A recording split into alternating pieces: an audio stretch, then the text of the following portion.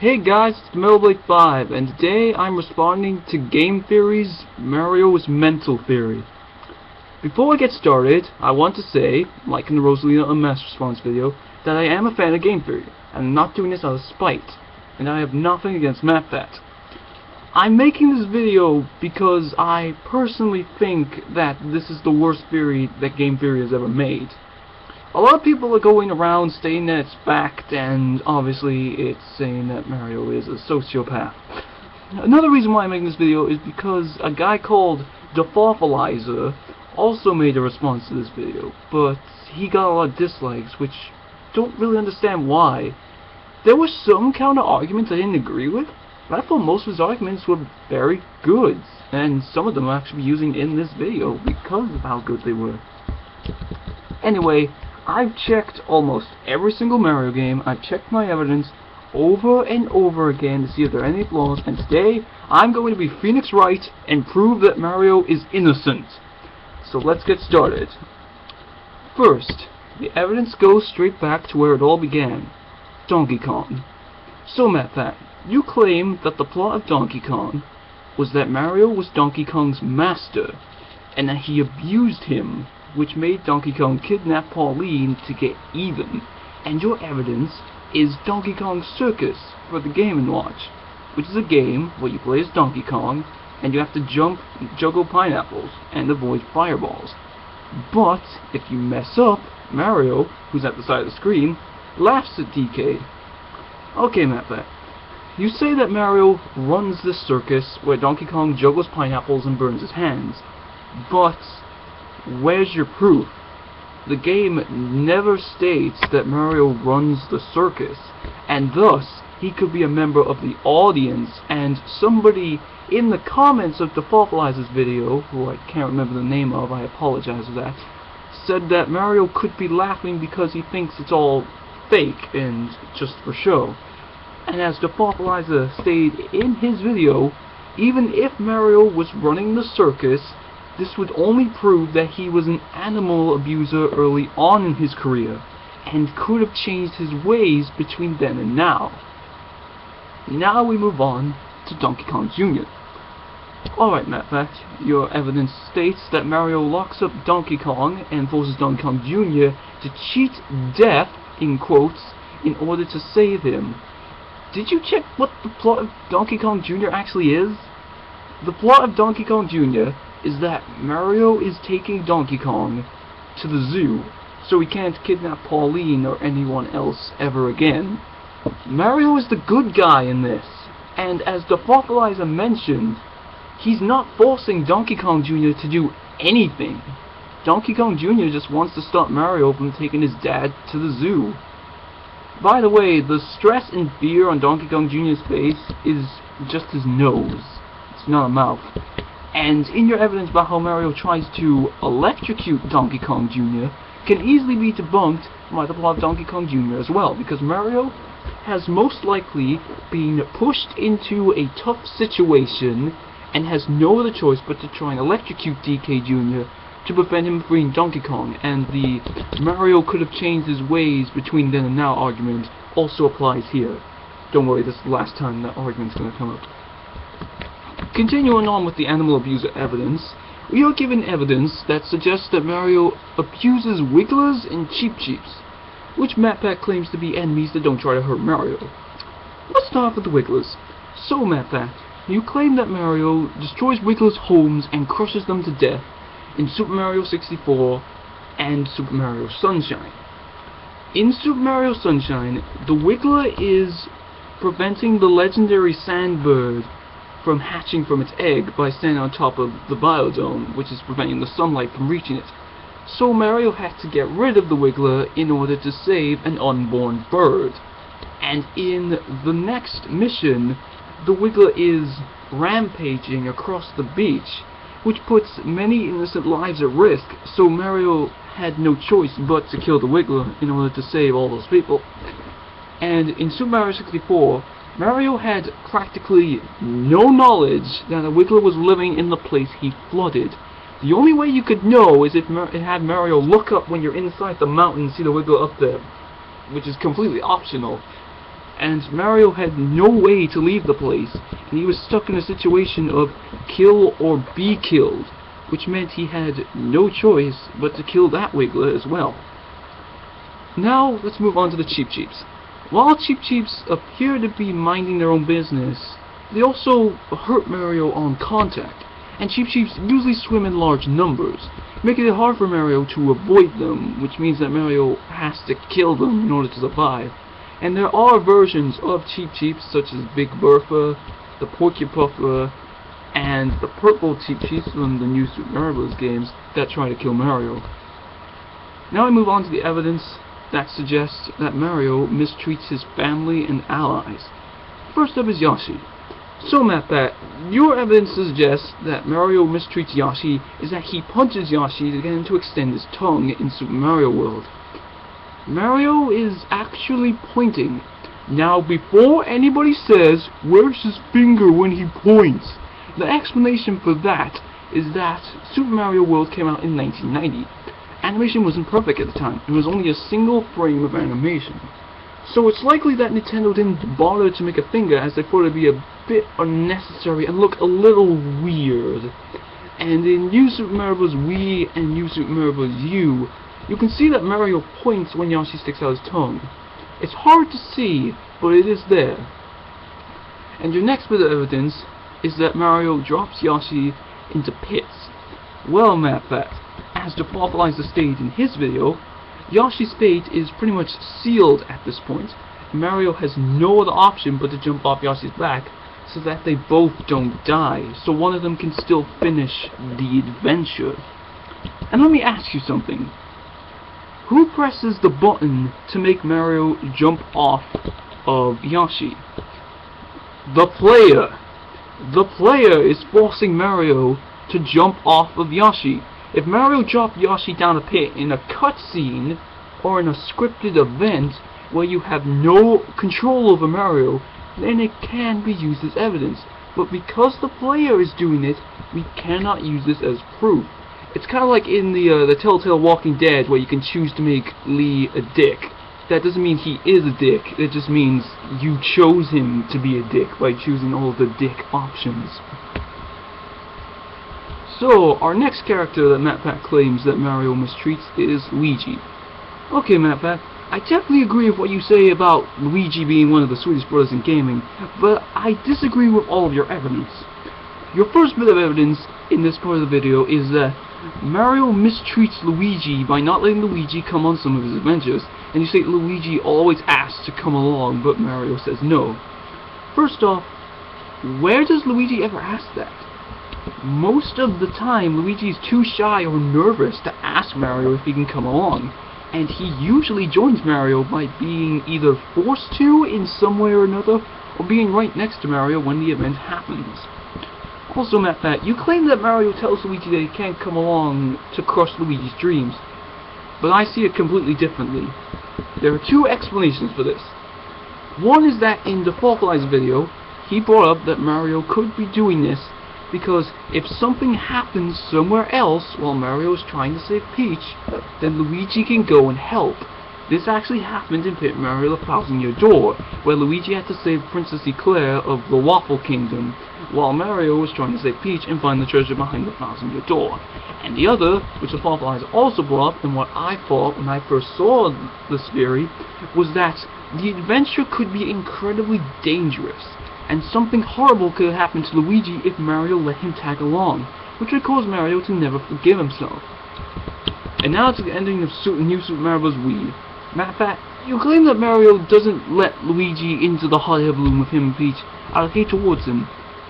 If you look closely though, the hot air balloon flies off on its own. If Mario or Peach had caused it to increase in altitude, there would be fire going into the balloon. And the reason why Mario doesn't acknowledge Luigi in the scene is because Peach is talking to him, and by the time they notice Luigi, they will see that Blue Toad and Yellow Toad are letting Luigi ride in their hot air balloon. So there wasn't really much worry there, as Luigi was perfectly fine there. Now for the Mario's missing ending. All Mario is doing is standing and looking at Luigi. You're just assuming that Mario is doing this because he hates Luigi, when he could be literally thinking of anything. He could be thinking of spaghetti for all we know. And Luigi is doing the exact same thing, so I guess that means Luigi hates Mario, but we know that's not true. And now for the stupidest bit of evidence in this entire theory. Luigi's ending in Mario Power Tennis, where Mario does the evil and diabolical deed of standing on Luigi's foot. Mario standing on Luigi's foot apparently means he's a sociopath? This was an accident. Mario accidentally stood on Luigi's foot as he was patting him on the back and congratulating him. If you look closely, you can see that Mario's foot ended up on Luigi's foot as he was looking at Luigi.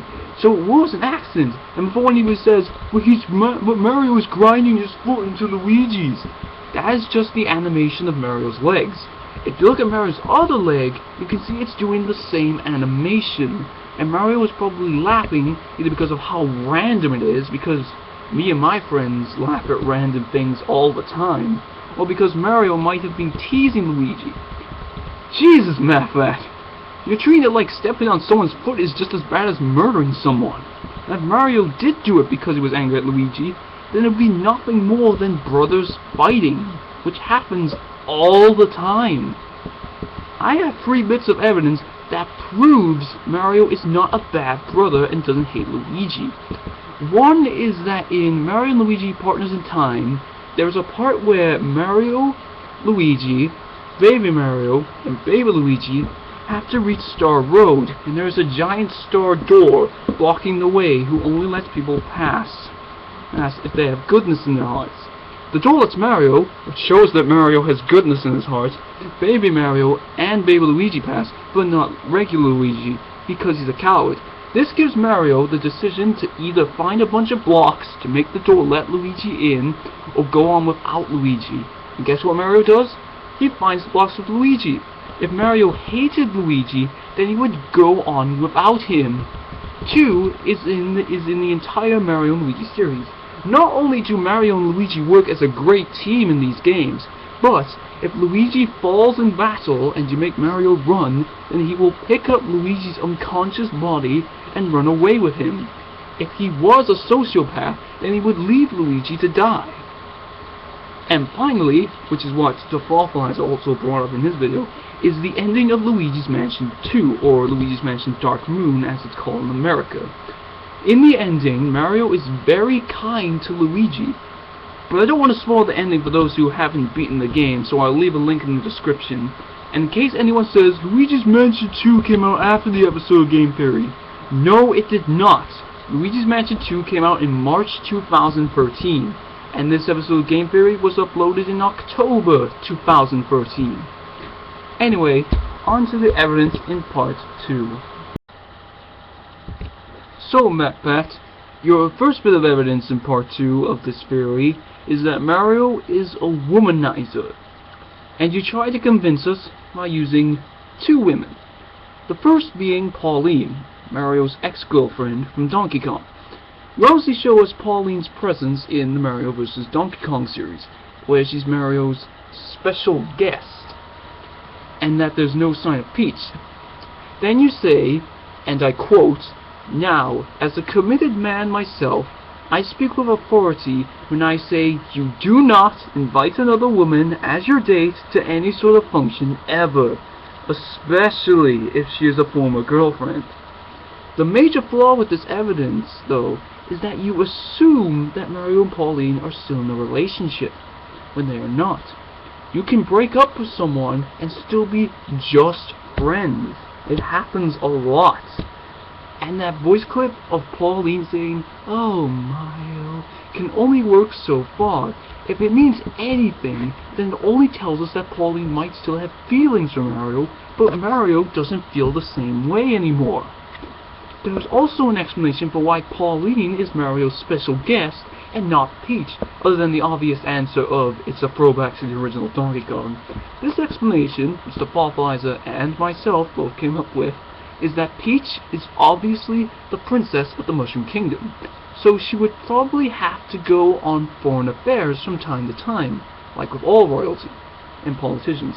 So she could be on foreign affairs during the events of the Mario vs. Donkey Kong series in another kingdom, such as the Bean Kingdom from Mario and Luigi Superstar Saga. So she wouldn't be able to go to the opening ceremony. Now, MatPat, your next bit of evidence is that in Mario vs. Donkey Kong Miniland Mayhem, there is a Pauline toy, and you say, there's no Peach toy. MatPat? There is a Peach toy. And what's worse is that this Peach toy appeared in the video! Seriously, how did you not notice that? And you obviously must have had to watch the video a second time after it was edited. So how did you miss that? Anyway, and finally, MatPat, you state that Mario and Pauline are still in a relationship because Pauline calls Mario her hero when he saves her from Donkey Kong.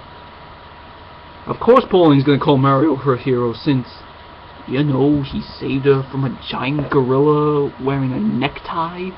And just because this is a term used in damsel in distress stories such as a knight saving a princess from a dragon and the two falling in love, doesn't mean that there can't be an exception to this. And the Pauline could still have feelings for Mario, but Mario doesn't feel the same way, and more arguments I brought up earlier also applies here. Okay, MatPat, we try to prove that Mario is cheating on Peach by showing a fan-made timeline that states that the Mario vs. Donkey Kong series takes place between New Super Mario Bros. And Super Mario RPG. There is no official Mario timeline. This is a fan-made one, so you can't use it as evidence. You can only use things as have been officially stated by Nintendo. And while Donkey Kong from Donkey Kong Country and Mario vs. Donkey Kong is the grandson of the original Donkey Kong, who is now Cranky Kong, it doesn't prove that Mario is cheating on Peach. It only shows that Mario and Pauline have been just friends for that amount of time. Now on to the second woman, who MatPat calls Mario's other girl, Daisy. Obviously, like almost everyone who watched this video, I instantly thought, what? Daisy's Luigi's girlfriend! Which you predicted everyone would say, where you said you could read our thoughts. And your evidence for this comes from Daisy's debut game, Super Mario Land for the Game Boy. The evidence comes from the final scene of the game, where Mario says Daisy's name twice, which apparently means they're in love. I don't get that. I've seen friends repeat names before, and Mario could just be exhausted, so like, Daisy! Daisy! And Daisy kisses Mario, presumably on the cheek like Peach does. Now, let me repeat that description of the final scene of the game. Mario says Daisy's name twice, and Daisy kisses Mario.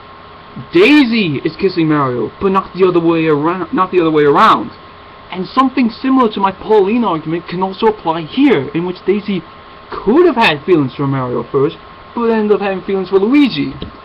And once again, your timeline evidence cannot be used as evidence because it's fan-made. And I don't understand your Luigi is left with the sloppy seconds claim, because there is never a point in the Mario series, or both main and spin-offs, where Mario forces Luigi to hook up with Daisy. So I don't really understand what this claim is trying to say. Now onto the biggest bit of evidence in the entire theory. The evidence that states that Mario massacres Toads every time he tries to save the Mushroom Kingdom.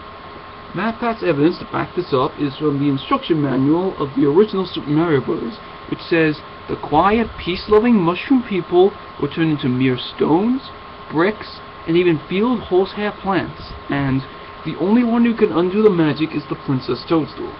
Now, this shows us that every block in the original Super Mario Bros. Is a toad. But here are my counter-arguments. Okay, MatPat, one of your arguments is that Mario shows no concern when he uses a Mega Mushroom from New Super Mario Bros. That's because the plot about the toads being turned into the blocks was only in the original Super Mario Bros. In every other Mario game, they're just regular blocks. Also, in Dafawfulizer's video, he showed that the manual said that the toads were turned into bricks, not blocks. So the blocks actually equal 10 toads. Now this does sound worse, but if you look at the animation when the blocks break, you see that the bricks are actually being separated. So the toads won't be stuck together when they turn back, which explains why you get points when you break a block. And lastly, I have something to ask you, MatPat, which the Dafawfulizer also asked you in his video. Did you ever, consider that, I don't know, that maybe Mario might not be aware of the curse? Seriously, you say that Mario knows full well that the blocks are toads, but you have no proof, and it never says in the manual that Mario knows about the curse. In fact, I have evidence that proves that Mario didn't know about the curse, and that is this. In case you don't know what this is a Japanese animated Mario movie that only came out in Japan to celebrate the release of Super Mario Bros. 2 The Lost Level, and its title translates to Super Mario Bros. The Quest to Save Princess Peach in English. This movie has the same plot as the original Super Mario Bros. But one difference is that there is a character who only exists in this movie, which by the way Nintendo had no part in the production of, who's called the Mushroom Hermit, who tells Mario and Luigi about the curse. Obviously, as I just said, the Mushroom Hermit only exists in this movie and doesn't appear in any of the games. So Mario couldn't know about the curse in the original Super Mario Bros. Since this guy was his only way of knowing, and he doesn't exist in the games. So, MatPat, in your next bit of evidence, you compare Mario jumping on enemies to an old form of torture in Asia where an elephant would crush someone's limb before crushing their head and killing them? You also take this a step further and claim that Mario is strangely aroused by it and doesn't have any second thoughts? You say that police officers and soldiers that have been forced to kill have second thoughts? Which is true, but there's a clear difference between what police officers and soldiers experience and what Mario experiences. The first, which the Dafawfulizer stated, is that Mario and all the Mario enemies are not the same species. So it's more like hunting, while the experiences that give soldiers and police officers PTSD come from killing another human being. The second is that these effects on police officers and soldiers come from seeing a human being die in a gruesome way or in a way that makes them suffer for their last moments of life. But what happens when Mario kills an enemy? They poof out of existence, or fall down without making a sound. They do not die in gruesome ways, which would make it hard to suffer from PTSD. Also, Mario enemies don't show much sign of pain or suffering. Even the enemies that take more than one hit to kill don't show any sort of pain or suffering. Finally, in the new Super Mario Bros. Games, Luigi, Blue Toad, and Yellow Toad, also Yippee and Yee-Haw, as you describe it, when they jump on enemies, but we know that those characters aren't sociopaths, and this also applies to Super Mario 3D World. While Super Mario 3D World did come out after the episode Game Theory, it was revealed at E3 2013, which was in June, 4 months before the episode Game Theory was uploaded. As you all know, in Super Mario 3D World, you can play as Mario, Luigi, Toad, and Peach, as well as Rosalina, who I exclude from this evidence because we didn't know she was playable until after the episode of Game Theory. And just like with Luigi, Blue Toad, and Yellow Toad, they also yippee and yee-haw when they jump on enemies. But, as I said before, these characters are obviously not sociopaths. And really, MatPat, you compare Mario to the Joker, Hannibal Lecter, Mr. Hyde, Ted Bundy, and Lumberjack Dexter? Actual psychopaths who kill people because they feel like it, while Mario is practically forced to do it in order to save Peach. What? And here is my biggest problem I have with this entire theory. One of the things I like about Game Theory is the show's catchphrase. It's just a theory, a game theory, which means it's a theory, not fact. And while you do say it in this video as well, this is the one time you say that your theory is fact. You say, and I quote, "I can definitively say that Mario has antisocial personality disorder," which goes against what game theory is about, and that pisses me off the most. You're saying this is fact, even though the whole point of game theory is that they're theories. Why? Anyway, I don't mean to suck my own dick here, but I have proven that Mario does not have antisocial personality disorder and is in no way mental. No offense, MatPat, but all of your evidence was just assumptions and over-exaggerations that have way too many flaws to be considered fact. I thank you guys for watching me prove that the most iconic character in gaming is sane, and I'll see you guys next time for my next response video.